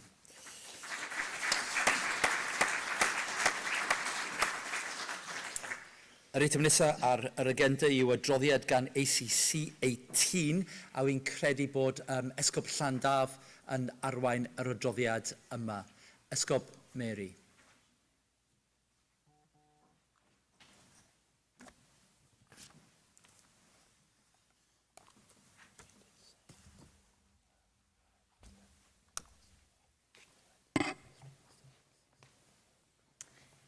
Your Grace, members of governing body, my name is Brianna Rouse, lay co-opted member from Llandaff Diocese. Bishop Mary and I were extremely grateful for the opportunity to travel to Ghana in February this year to attend the Anglican Consultative Council to represent the province of Wales. The ACC, as an instrument of unity in the Anglican Communion, aims to unify the global Anglican Church. The Anglican Communion is seeking to tell the gospel across the world in 165 countries, with 42 member churches in 5 extra provincial areas. In Ghana, at the ACC meeting on our tables, Bishop Mary and I met and worked with people from Liberia, Sudan, Malaysia, Japan, Burundi, Mexico, the Solomon Islands, New Zealand, Australia, North India, South Africa, Uruguay, England, and Costa Rica. And over the time we were there, we were reflecting on the 5 marks of mission. I'll be talking about the first mark of mission in Welsh. Y nod cyntaf o genhadaeth yw dweud I gyhoeddi newyddion da teyrnas ddiw. Buom yn myfyrio ar efengylu a phwysigrwydd dweud y newyddion da wrth eraill. Cefais fy goffa o ystadegyn nad yw 99 o gant o bobl Cymru yn mynd i'r eglwys. Ac roedd hyn yn fy herio I feddwl sut y gallem ddweud y newyddion da a draws y talaeth yn well wrth pawb. Roedd yn pwysleithio pwysigrwydd ar gwrthiau fel alffa ac ati, a cyfleoedd I drafod a dysgu am ein ffydd.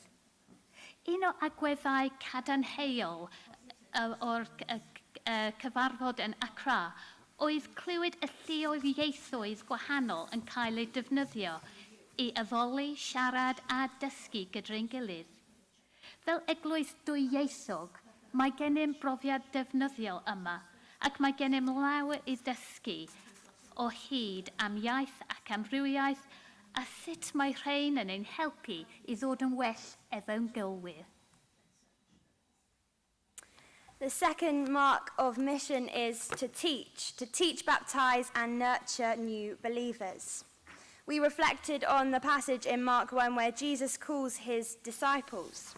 And I was particularly struck that Jesus speaks their language to teach them. And this prompted discussions about how our communities are reflected in our leadership. In order to teach, we must understand the culture that we are teaching. Now, diversity is not exactly a strong point of our province, as we have already touched on today, and something I think we should intentionally look to improve on. In order to reach more people, they must feel reflected in our leadership. The Anglican Communion offers rich resources for learning, teaching, and evangelism. These are already shared through the Communion's networks, which we have engaged in already and contribute to, although there is always more we can do to share this work. The listening required to understand one another's context as a global family invites us to listen and to be attentive to our own diversity in our structures and churches. Yn Gymraeg eto, y trydydd nod o genhadodd yw gyfalu, ymateb I angen dynoliaeth trwy wasanaeth cariadus. Buom yn siarad am gyfiawnder fel math o efengylu, clywsom gan rhwydwaith teuluol rhwng Anglicanaidd, a rhwydwaith iechyd a cymuned Anglicanaidd, y Comisiwn rhwng ffydd Anglicanaidd I enwi ond ychydig, yr oedd yn ysbrydoledig clywed pa mor fyd eang yw mentrau I ofalu. Gofynwyd yr eglwys yng Nghymru I rannu sut yr ydym ni yn dangos gwasanaeth cariadus a buom yn siarad am rai o'n prosiectau o bob ran o dalaeth yn ein dinathoedd, ein trefi ac yn ein cymunedau gwledig. Buom hefyd yn rhannu am gofalu fel weindidogaeth bugeiliol ac fel tyfu mewn gweddi. Mae gyfalu yn ymwneud â cysylltiadau sy'n adeiladu cymuned gyda Duw a'n chwiorydd yn brodyr ar draws y byd. Mae cymyn Anglicanaidd yn ein helpu I wneud hyn. The fourth mark of mission is to transform unjust structures of society, to challenge violence of every kind and pursue peace and reconciliation. As part of this, we spoke about gender justice and heard from the Anglican Peace and Justice Network. We were incredibly humbled to be able to visit Cape Coast Castle. Cape Coast Castle is a 17th century castle on Ghana's Cape Coast, where enslaved Africans were held before being transported to the Americas on British slave ships. Through the 18th century, the castle served as a grand emporium of the British slave trade. It was one of the most profound experiences, and we found it difficult to hold back our emotions as we stood in the dungeons where slaves had been held. In reflection, the Right Reverend Eugene Taylor Sutton from the Episcopal Church, Diocese of Maryland, shared his thoughts with us the following day, and he said this: "We made a pilgrimage to the Cape Coast slave castle today in Ghana. It was a devastating experience, or should have been. Sometime later, a young African man asked me a few questions that still haunt me. Bishop, where is God in all this? Why does God hate black people? We've been captured, enslaved, tortured, and killed on a massive scale, oppressed and discriminated against for many centuries. Did not God hear the cries of our people captured and kept in inhumane conditions by white people in these dungeons? I shared with him also my intense anger whilst visiting the site. I can still hear the cries of my African ancestors in this place. My anger is not against white people as a whole, although I fight that every day as a black man living in America. Rather, my anger is against the church. Constructed directly above the main men's slave dungeon here was a church started by the Society for the Propagation of the Gospel. Yes, the Anglican Church. Those white worshippers were praising God all the while hearing the mourning of those Africans suffering below them and smelling the stench of those hundreds of Africans trapped there with no water, no sanitation, no light except one window and little ventilation in the constant heat. What gospel was the SPG propagating? Sadly, many parts of the church has presented a gospel that for centuries has all too frequently marginalized, demeaned, dehumanized, oppressed, and killed certain groups of people for just being who they are, and it still continues today. It is not a gospel that I recognize. It's not the good news of Jesus Christ, our Savior, that the Bible proclaims, and it's not the gospel of the love of Christ that I committed my life to at 17 years old. It is not a gospel marked by God's mercy, compassion, and justice, but one that always results in demonization, hatred, violence, and death. My new brother from Africa and I are still haunted by this question. What gospel is it that the church claims to be witnesses of today? It forced us to reflect on injustice today that we may be overlooking in our province. Although the Cape Coast experience of facing our complicity in slavery in the past and now was so uncomfortable, it was beneficial in firing us all up to stand together against injustice. It was also interesting to notice how the character of disagreement on other issues suddenly shifted when we had all been confronted with our shared complex past. Transformation calls us to humility and honesty, and this is slow and difficult work. The final mark of mission is to treasure, to strive to safeguard the integrity of creation and sustain and renew the life of the earth. We heard from the Environment Network, the Indigenous Network, and offices at the United Nations, to name just a few. On our table groups, we heard from parish priests whose churches have flooded because of climate change, and it was forced us to reflect, how are we treasuring the earth for future generations? What struck me most in Accra was the daily air pollution figures. While we were there, the air pollution was more than 20 times the World Health Organization's safe limits. The Anglican Communion keeps us in touch with places where islands are sinking today, where floods are engulfing communities and extreme weather is having a devastating impact.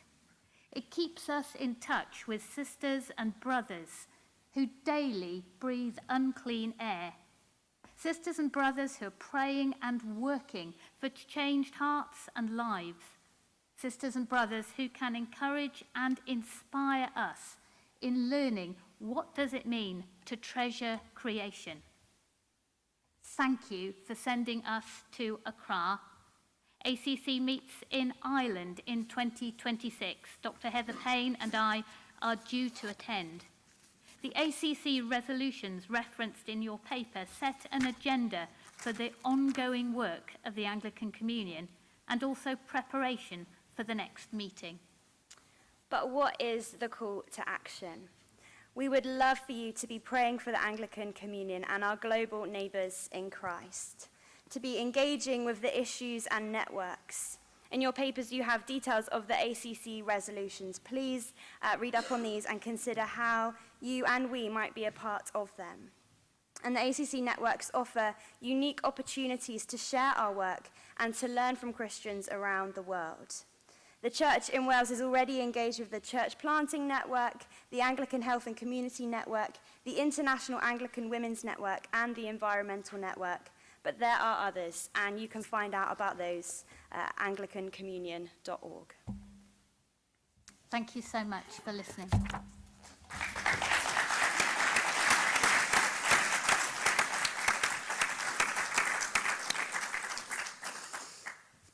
Diolch Esgob ac diolch Brianna am eich cyflwyniad. Mae yna cyfle unwaith eto i ymgysylltu ar adroddiad.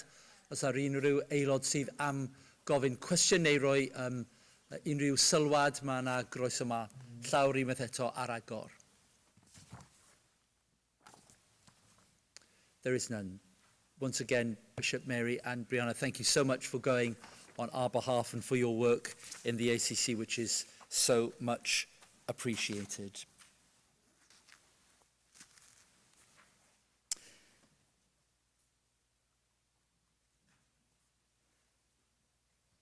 There is one particular farewell to which I wish to draw to the attention of governing body today, and that is the impending retirement of the Reverend Canon Stephen Kirk, a long-serving member of the governing body and also of its standing committee.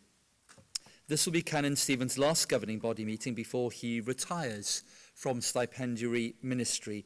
And as many members of governing body will know, Stephen has played a significant role in the life of the GB for many years and has always done so with warmth and friendliness. He's been a member of the governing body for over 30 years, almost continuous service, with a short period of a year when he was not a member. He served on the drafting subcommittee as he studied law before being called as a priest. So his blend of drafting know-how and a sensitive understanding of the church have helped him to chair the drafting subcommittee in recent years. More recently, he's presented the complexities of the Standing Committee's report on governance and legal matters, even at some meetings online and remotely after a little bit of training from IT and the loan of a laptop. Stephen serves as an elected member of the GB for the Diocese of Llandaff and as a member of the Standing Committee nominated by the governing body. He's been a member of both the panel of governing body chairs and also assessors, first joining the panel in 2014 and undertaking his duties with his typical gravitas and humour. As well as serving on church committees, Stephen is primarily a parish priest, and the service he has rendered more widely has always been underpinned by his vocation as a priest. We're so pleased that today also Canon Christopher Smith, former Archdeacon of Morgannwg, is also present as a guest of the governing body, having retired at the end of 2021. And I and the whole of the governing body want to wish you well in your retirement. May we invite you to take seriously your passion for railway networks as you now have more time for vacations. Stephen, I wonder if you might like to come and say a few words to the governing body.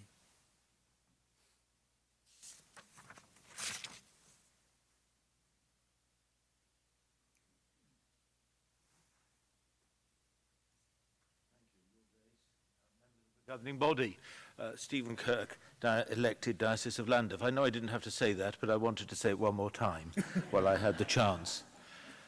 My very first governing body meeting, there was one of the many controversial debates on a bill, and I took the opportunity to speak. After that debate, two things happened. Firstly, a former Bishop Secretary came up to me and said, "My word, aren't you brave," she said, "speaking at your first meeting? I've been a member of this governing body for 34 years, and I've never said a word." Well, I don't think I can be accused of being a silent member of the governing body. But more significantly, at lunch after that debate, I found myself sitting next to somebody who spoke passionately on the opposite side to me.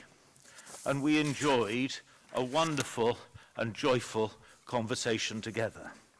And it was that which encouraged me to continue to want to be a member of this governing body, because there is a warmth and a support and a generosity of spirit amongst the membership of this governing body, which is so important. It doesn't matter if we disagree in a debate. We can still get along over dinner or lunch. And I have found that so important and so significant compared with other organizations in other places. So I want to thank, firstly, Simon and Matthew and all the RB members of staff who've given me so much support, encouragement, and friendship over the years, and indeed all their many predecessors that I had dealings with over the many years, and all the members of the governing body that I have known. Most of those, of course, who I've known serving on the governing body have themselves retired already. I do feel sometimes like only I am left. But I am very grateful to everyone. You've given me such support, such friendship, and I'm especially grateful more recently for all the care and concern that you have shown, particularly to Christopher during his illness over the last few years. It has been really heartwarming to have that encouragement and care and love.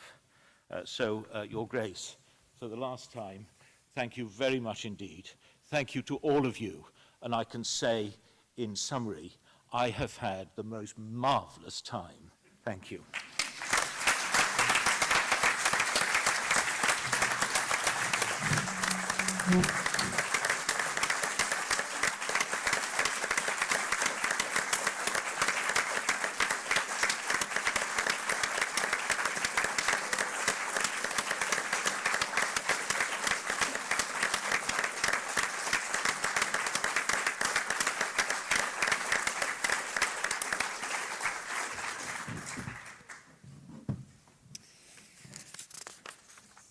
Thank you for those words, Stephen. They are much appreciated.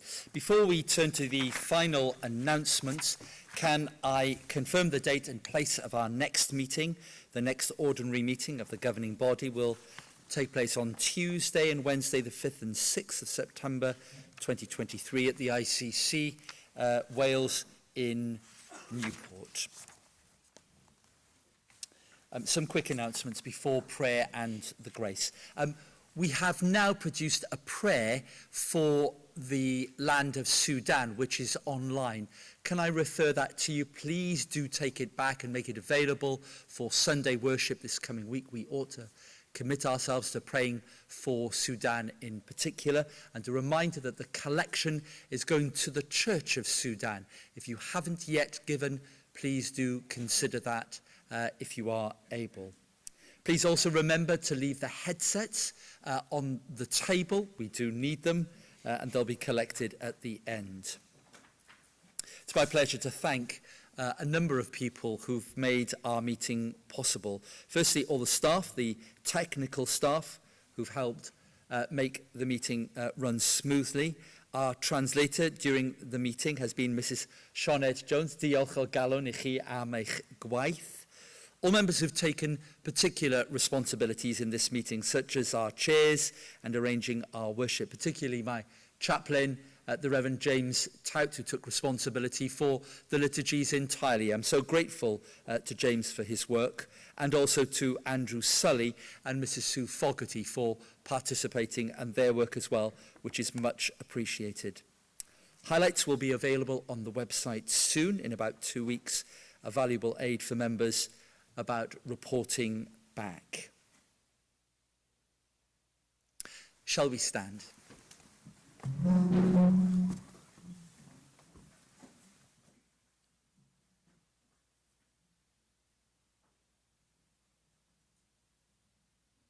Lord, our hearts are restless until they find their rest in you.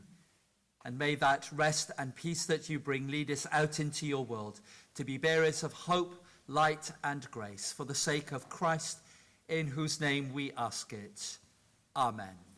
And the blessing of the Almighty God, the Father, the Son, and the Holy Spirit be with you and remain with you now and always. Amen. Alleluia. Christ is risen. He is risen indeed. Alleluia.